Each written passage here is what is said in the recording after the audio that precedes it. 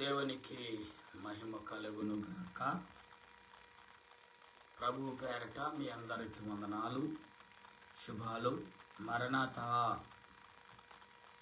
ప్రభునందు ప్రియా దేవుని విశ్వాసులారా, దేవుని సంగమా, దేవుని బిడ్డలారా, ఈ ఉదయకాల సమయంలో దేవుని వాక్యము నిమిత్తము అనేక రీతిలుగా ఎదురు చూస్తున్న మీ అందరికీ శుభములు, వందనాలు తెలియపరుస్తున్నాను. ఈ ఉదయ కాలంలో దేవుని వాక్యము నిమిత్తము ప్రార్థన చేసుకుందాం. ప్రార్థన. సర్వ సృష్టిని నీతిని పరిపాలించుచున్న సృష్టికర్తవైన మా దేవా, నీకు వందనాలు, స్తుతులు, స్తోత్రాలు చెల్లిస్తూ ఈ సమయంలో మరొక పర్యాయం ప్రభువా, నీ ఆత్మ నడిపింపును బట్టి, నీ ఆలోచన బట్టి, నీ తలంపును బట్టి మరొకసారి నీకు వందనాలు, స్తుతులు, స్తోత్రాలు చెల్లిస్తూ ఈ సమయంలో ప్రభా, నీ నామాన్ని బట్టి ప్రార్థించుటకు, స్తుతించుటకు మాకు ఇచ్చిన గొప్ప అవకాశాన్ని బట్టి వందనాలు చెల్లిస్తూ ఈ సమయంలో ప్రభా, దేవా, పరలోక రక్షక, నీకు వందనాలయ్యా. ఈ సమయంలో నీ పాదములు ఎదుట చేరి నిన్ను స్తుతించే భాగ్యము, నిన్ను ఆరాధించే భాగ్యము, నిన్ను కొనియాడే భాగ్యము అందరకు దయచేసి బలపరుస్తున్న మా ప్రభువా, నీకు స్తోత్రాలు.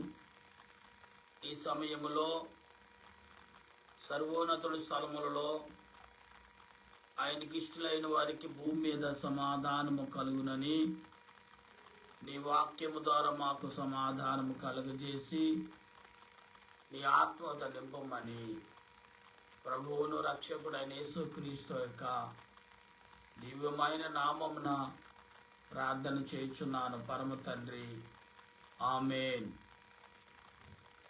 తండ్రికును కుమారునికును పరిశుద్ధాత్మకును ఆది అందును ఇప్పుడును ఎల్లప్పుడును యుగయుగములు మహిమ మహిమ మహామహిమ ఘనత కీర్తి ప్రభావం ఆయనకే కలుగును గాక, ఆమేన్.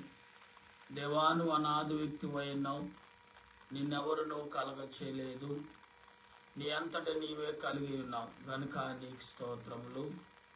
దేవాని వెలుగువైనావు, అందుచేతనే సూర్య చంద్ర నక్షత్రములకు వెలుగునిచ్చున్నావు, జీవులలో కండ్లకు వెలుగునిచ్చున్నావు గనుక నీకు వందనములు. దేవా, నీవు జ్ఞానమైనావు, అందుచేతనే దేవదూతలకు, మనుషులకు, జీవరాశులకు జ్ఞానం ఇచ్చున్నావు. అట్టి జ్ఞానము వలన అనేకమైన మర్మములు మాకు కనబడుచున్నవి. కనబడని తండ్రివు కనుక నీకు మా వందనములు, ఆమేన్. దేవాను స్వతంత్రుడు అయినావు, స్వేచ్ఛాపరుడు అయినావు, నీకెవరను సలహా ఈనక్కర్లేదు, నీ అంతటి నీవే కలిగి ఉన్నావు గనుక నీకు మా వందనములు, ఆమేన్. సాతాను సర్పమా, సర్వ కార్యములందు శ్రమలతో కూడిన చావు నీకు. నరులను బాధించినప్పుడల్లా రాతలో పడిన శిక్షపై పడి నీకు.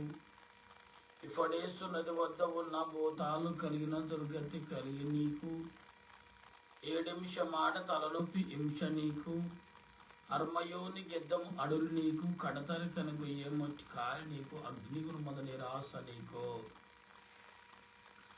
సాతానా, దురాత్ములారా, దెయ్యములారా, భూతములారా, పిశాచములారా, నజరుడైన యేసుక్రీస్తు యొక్క నామములో గర్దిస్తూ బంధిస్తున్నాను, ఆమేన్.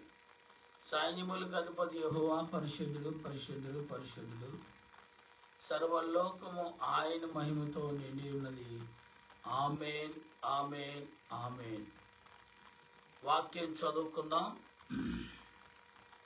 100వ కీర్తన ప్రియులారా చదువుదాం.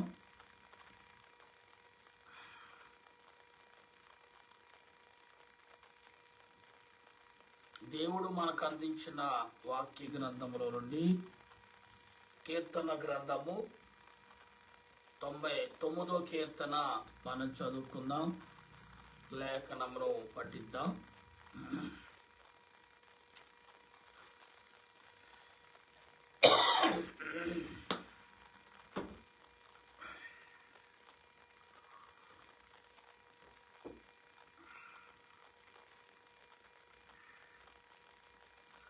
తొంభై 99వ కీర్తన చదువు.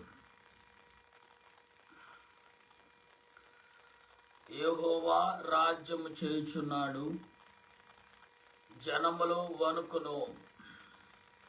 ఆయన కెరూబుల మీద ఆసీనుడై ఉన్నాడు, భూములు కదులును. సియోనులో యెహోవా మహోన్నతుడు, జనములన్నిటిపైన ఆయన ఇచ్చి ఉన్నాడు. భయంకరమైన నీ గొప్ప నామమును వారు స్తుతించెదరు. యెహోవా పరిశుద్ధుడు, యథార్థతను బట్టి నీవు న్యాయము ప్రేమించే రాజువు, స్థిరపరిచి ఉన్నావు. యాకోబు సంతతి మధ్యన నువ్వు నీతిని పరిపాలించుచున్నావు. మన దేవుడని యెహోవా ఘనపరచుడి, ఆయన పాదపీఠములు సాగిలపడుడి. ఆయన పరిశుద్ధుడు. ఆయన యాజకులలో మోషే అహరోనుల నుండి ఆయన నామమును బట్టి ప్రార్థన చేయు వారిలో సమూయేలు ఉండెను. వారు యెహోవాకు మొరపెట్టగా ఆయన వారికి ఉత్తరమిచ్చెను. మేఘ స్తంభముల నుండి ఆయన వారితో మాట్లాడెను. వారు ఆయన శాసనమును అనుసరించి ఆయన తమకిచ్చిన కట్టడలను వారు అనుసరించిరి. యెహోవా మా దేవా, నీవు వారికి ఉత్తరమిచ్చితివి. వారి క్రియలను బట్టి ప్రతీకారము చేయుచునే వారి విషయములో నీవు పాపం పరిహారించు దేవుడవై ఉంటివి. మన దేవుడని యెహోవా పరిశుద్ధుడు. మన దేవుడని యెహోవా ఘనపరచుడి.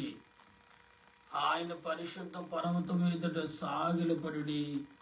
ఆమేన్. దేవుడి మాటలు మన హృదయాల్లో ఫలింపచేయును గాక. ఆయన పరిశుద్ధ పర్వతముల ఎదుట సాగిలపడుడి. అవును, దేవుని వాక్యం ఎదుట సాగిలపడటం అనేది చాలా ప్రాముఖ్యం అండి. ఈరోజు అంశము సాగిలపడుట. దేవుని ఎదుట ఎంతగా మనం ప్రాధేయపడుతున్నామో అంతగా సాగిలపడి నమస్కారం చేయడం చాలా ప్రాముఖ్యం. వయసు మళ్ళిన వాళ్ళు మేమెక్కడ సాగిలపడవలగండి. సాగిలపడటం అంటే వాక్యము ద్వారా ఆత్మ దేవదేవుని ఆనందపరచడం, అది సాగిలపడటం. కొందరు సాగిలపడి నమస్కారం చేస్తారు, మంచిదే. అయితే కొందరు సాగిలపడినట్టుగా ఆత్మ తలంపులను సంపాదించుకుంటారు. అంటే దేవుని వాక్యములు అనేకమైన రీతిలుగా, అనేకమైన కోణాలుగా దేవుని వాక్యం మనకు కనబడుతుంది.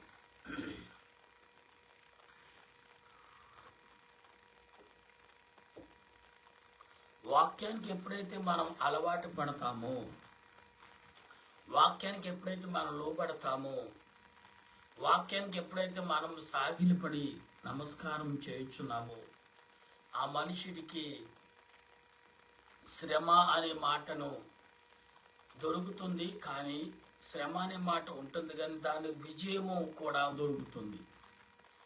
సాగిలపడే వాడికి, సోదరుని భరించేవాడికి విజయము నీ ముల్లెక్కడ అనే మాటను కూడా మనం వాడచ్చు. అది దేవుడే కాదు, మనుషులకు కూడా ఆ వాడికను ఇచ్చాడు అనే విషయాన్ని మనం మర్చిపోవద్దు. దేవుడు తన ప్రణాళికను మనుషుల మీద ఎందుకు ఇంత భారాన్ని మోపుచున్నాడు? ఇది భారం మనుషులకు వినండి అని, అంటే తినుము తాగుము సుఖించుము అంటే మానవుడు చేయరాని తప్పు చేశాడు. తనంతట తానే భారము తెచ్చుకున్నాడు తప్ప దేవుడు పెట్టిన భారము కాదు. ఇది మనం బాగా శ్రద్ధ కలిగి వినాలి. చాలా మంది అంటారు, దేవుడు మా మీద కనికరము లేదు దేవుడికి, ఎందుకు ఈ శ్రమలు, ఎందుకు ఈ వేదన, ఎందుకు ఈ బాధ అనే ఆలోచనలోకి చాలామంది ముందుకు వెళుతున్నారు. నా ప్రియమైన దేవుని బిడ్డలారా, నీవు చేసే ప్రార్థనలో బలము, శక్తి, ఆదరణ ఉంటే దేవుడు శోధన వస్తుంది కానీ ఎందుకు జయించలేము? ఇప్పుడు మంచినీళ్ళు తాగిన వాడు నీరుడు అది జీర్ణం అవ్వకపోతే ఆ మనిషి నీళ్ళు తాగిన వాడు ఉబ్బుతుంది. అంటే నీళ్లు ఏమి తిన్నా ఏమి తాగినా జీర్ణమయ్యే అరుగుదల పేగును దేవుడు అమర్చాడు. ఆటోమేటిక్గా ఆ తిన్న ఆహారం ఏమవుతుందంటే జీర్ణం అవుతుంది. గ్యాస్ ఫామ్ ఆ గ్యాస్ ద్వారా దానికి అదంతటా దానే అరుగుతుంది లోపల నువ్వు ఎటువంటిది తిన్నా. ఎందుకంటే దానిని అరిగించే ఆ ప్రక్రియ జీవం అంటే ఆ గర్భముకు అనగా అరుగుదల పేగుకు ఉన్నది. కాబట్టి ఈ రోజున మనము కూడా మనం సాగిలిపడి నమస్కారం చేయటం అనే పదము దేవుని ఎదుట ఎందుకు ఇచ్చాడని, దేవుడు మన సన్నిహితుడు, దగ్గరగా ఉండేవాడు అని అర్థం. కాబట్టి దేవుడు అనే పదము నా యొద్ద నుండి పలికి నా దగ్గరగా ఉన్నాడు. ఆకాశము నీకంటే పైగా ఉన్నది, దానిపైన దేవుడు ఉన్నాడు అని ఎంత నిజమో అంతే నిజము కూడా ఆత్మ తలంపులుగా మనం కలిగి ఉండాలి. దేవుడు పిలిస్తే పలుకుతాడు, వినబడతాయి ఆయన మాటలు, ఆయన రాక నాకు ఎంతో సంతోషం అని అనేకమైన మరి రీతిలో ఆహారమును సిద్ధపరుస్తారు. ఆనాడు మరియా కూడా అదే పని చేసింది. అందుకే యేసుప్రభు అన్నాడు, యేసుప్రభుని అడుగుతుంది మరియాని, ప్రభువా ఇదిగో ఇంత శ్రమ పడుతున్నాను, నా మీద జాలి లేదా? మరి మరియాను నీ దగ్గరే కూర్చోబెట్టుకున్నావు, నాకు సాయానికి పంపించవద్దా అన్నది. అప్పుడు ఏమన్నారు ప్రభు, మరియా ఆమె ఉత్తమమైన దాన్ని ఎంచుకుంది, నీవు ఈ లోకం ఘనతను ఎంచుకున్నావు కనుక నువ్వు శ్రమ పడుతున్నావు అన్న. అంటే ఈ లోక ఘనత శ్రమ, వేదన, బాధ, చింత, చివుకు తెస్తుంది. అందుకే శ్రమపడి భారం మోచిన సమస్తమైన జనులారా మీరు నా యొద్దకు రండని ప్రభు పిలుస్తున్నాడు. పిల్లారా, ఈరోజు శరీరం అలసిపోయినప్పుడు కూడా దేవుని వాక్యము వివరించుటకు నేను సిద్ధపడి ఉన్నాను. కనుక దేవుడు తన వాక్యము ద్వారా మనుషుడికి సిద్ధపాటు ఇస్తున్నాడు. అంటే శరీరము తొట్టిల్లునో కానీ ఆత్మ సిద్ధమే. ఆత్మ ఎప్పుడు ఎవరిని దాని వలె జీవిస్తుంది ప్రతి మనిషిలోని. ఇది మనుషుడు గమనించాలి. ఎందుకంటే అనేకులు ఈనాడు 100-80% ఆహారం కంటే చపాతీలు, రొట్టె ముక్కలు తినేవారు ఎక్కువ. ఎందుకంటే శరీర సంబంధమైన ఆరోగ్య సూత్రాలు ఎంతగా మనం ఆస్వాదిస్తున్నామో ఆత్మ సంబంధమైన క్రియలు కూడా అంతే రీతిగా ఆస్వాదిస్తున్నామా? అంటే ఒకరికొకరు తెల్ల మొక్కలు వేసుకుంటాం. ఇక్కడ కీర్తన గంధర్వులు యెహోవా రాజ్యము చేయుచున్నాడు అన్నాడు. రాజ్యం ఎందుకు కొరకు చేస్తాడైనా? దేని కొరకు చేస్తాడు? యజమానుడు ఎప్పుడు కూడా సడన్గా అందరినీ పబ్లిక్ను మరి ఆకర్షించుకుంటకు, పబ్లిక్ను బలపరచడం కొన్ని విషయాలు అప్పటికప్పుడే తీసుకుంటారు. ఎందుకంటే పబ్లిక్ మరి కష్టపడుతున్నారు, ప్లస్ రెండోది ఏంటి మనుషులు అడుగు తిరుగుతున్నారు, మూడోది ఏంటంటే మనుషులు బద్ధకస్తులుగా ఉంటున్నారు. అంటే వెట్టను వేడిను సంపాదించుకుంటకు ఎక్కడెక్కడికో ప్రయాసపడుచున్నారు. నీవు ఉన్న చోటనే నీకు నేడిచ్చాడు, ఉన్న చోటనే నీకు సర్వమని ఇచ్చాడు. కానీ నీవు మాత్రము శోధనకు గురవ్వకుండా, వేదనకు గురవ్వకుండా, బాధకు గురవ్వకుండా నీ ఆత్మ నడిపింపును మాకు దయచేశావు. ఓ ప్రభువా నీ వందనాలు. స్తోత్రాలు చెల్లిస్తూ నీ వాక్యమును బట్టి, నీ తలంపును బట్టి, నీ ఆలోచన క్రియను బట్టి నేను నమ్ముచున్నాను. ఈ యొక్క ఆత్మీయ తలంపులు, ఆత్మీయ నడిపింపు దయచేసి నీ ఆలోచన క్రియలు, నీ తలంపులన్నిటినీ ప్రభువా మా మధ్యన ఉంచమని, మా మధ్యన నీవు నీ యొక్క తోటి సేవకులు అనేక రకాలుగా మరి నాయన ప్రయత్నం చేస్తూ ఉన్నారు గనుక నీ ఆత్మ నడిపింపును బట్టి, నీ ఆలోచన బట్టి ప్రజలందరకు ఆత్మ తలంపులు కలిగిన ఆలోచన ప్రభ కలుగజేసే దేవుడు కనుక అని ఎప్పుడైతే మనం ప్రార్థన చేస్తున్నామో ఆ ప్రార్థన వింటాడు. ఇక్కడ మనం గమనించాలి ఒక విషయం. ఇక్కడ యాకోబు కుమారుడైన యోసేపు ఎక్కడున్నాడు? చెరసాల్లో ఉన్నాడు, అనగా ఐగుప్తు యొక్క ప్రజల మధ్యన బందీగా ఉన్నాడు. కానీ దేవుడు తన శ్రమను, తన వేదనను, కన్నీరును, మరి ముఖ్యంగా కన్నీరు ఉత్తినే వస్తుంది కదండి, కన్నీరుకి ఎందుకండి అంత ఖర్చు అని మీరు అనుకోవచ్చు. ప్రియులారా, దేవుడు తన క్రియలను ఏ రకంగా దిద్దుతాడు అని ఆలస్యం లేకుండా ఈ ఆత్మ నడిపింపును మాకు దయచేశావు గనుక నీకు వందనాలు, స్తుతులు, స్తోత్రాలు కూడా చెల్లించే వారమై ఉన్నాం. ఎందుకంటే సాగిలి పడుట అనే పదం ఆత్మతో నింపబడిన పదం, శరీరానికి శక్తినిచ్చే పదం, శరీరానికి ఆత్మ నడిపింపు కలిగిన పదం.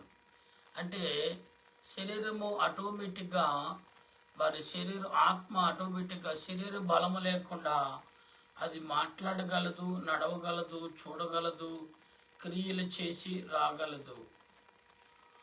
ఇది దేవుని ఆత్మ ద్వారా కలిగే సూచన. దురాత్మ సంబంధమైన సూచనలు కూడా నేను పక్కన పెట్టాను కనుక గమనించాలి. మొదట ఈ నరముల నుంచి వచ్చి మొదట ఎంత తెలివిగా కొడతాడంటే సాతానుగాడు మనిషి యొక్క మెదడును ఆలోచింపజేయకుండా చేస్తాడు. అందుకే మనిషి కృంగిపోవటానికి అవకాశం కారణం. తల ఎత్తు ప్రార్థన చేయకుండా తలలో కూడా అసలు స్తుతి అనేది రాకుండా చేస్తాడు. అందుకే ఉదయకాలం మీరు ఎంచుకునే సేవకుడు కానీ తోటి నరుడు కానీ ఏ రకమైన తీర్పు కలుగున్నాం, ఏ రకమైన ఉద్దేశం కలుగున్నాం, ఏ రకమైన ఆలోచనలతో నింపబడ్డామని ప్రతి వారు కూడా గ్రహించవలసిన వారై ఉన్నారు. ఎందుకంటే శరీరము ఎప్పుడు సిద్ధమే, కానీ ఆత్మ మాత్రం పరిశుద్ధత కొరకు వెతుకులాడుతుంది. ఈ పరిశుద్ధత ఎలా వస్తుందంటే మనిషి చేసే ప్రార్థన బట్టి దొరుకుతుంది. మనిషి చేసే పరిశుద్ధతను బట్టి ఈ యొక్క ప్రార్థన అంశం మనకు దొరుకుతుంది. ఎంత వినయము, ఎంత విధేయత. ఒక్కొక్క చోట మేము ప్రార్థనలకు వెళ్ళినప్పుడు అక్కడ యాజకుని ఏరి మరి ప్రార్థనిస్తూ ఉంటారు. అతడు తను ఇచ్చిన సమయం కంటే 1 నిమిషం ఎక్కువ తీసుకున్నా కానీ ఏం చేస్తాడు? ఆయన అనేకమైన సూచనలు ఇవ్వటానికి ప్రయత్నం చేస్తాడు. గనుక దేవుని వాక్యములో అనేకమైన విషయాల్లో ఆదరణ కలిగిన ఆత్మరూపుడైన యేసుక్రీస్తు ఎదుట మరి అనేకమైన రీతిలుగా ఆలోచన కలిగి ఉండాలి. అందుకే ప్రభు ఎదుట ఆలోచింపచేసే మనసును మనకిచ్చాడు. అందుకే సాగిలి పడుట. దేవుని ఎదుట సాష్టాంగ నమస్కారం చేసినప్పుడు దేవుడెవరో, దురాత్మ ఎవరో, అపవాది శక్తి కలిగిన మనుషులు ఎవరో, మరి అలాగే ప్రభా దేవా అని పిలిచిట కూడా మనకు అదృష్టం కలదు.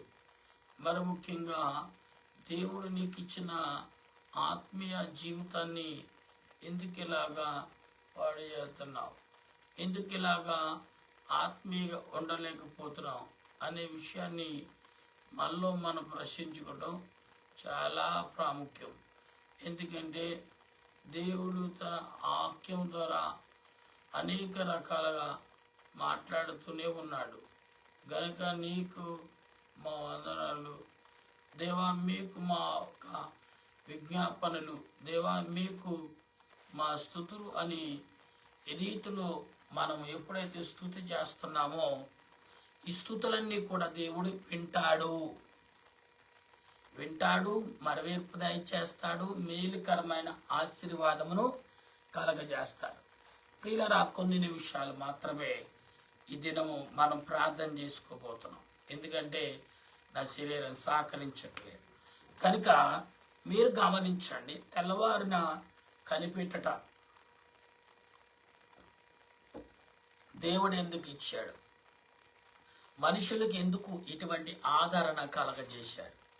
ఎందుకు మనుషులకు ఇటువంటి బలాన్ని ఇచ్చాడు అంటే, మనిషి ఎప్పుడైతే తన శరీరమును తగ్గించుకుంటున్నాడో ఆత్మను హెచ్చించుకునేవాడుగా ఉంటాడు.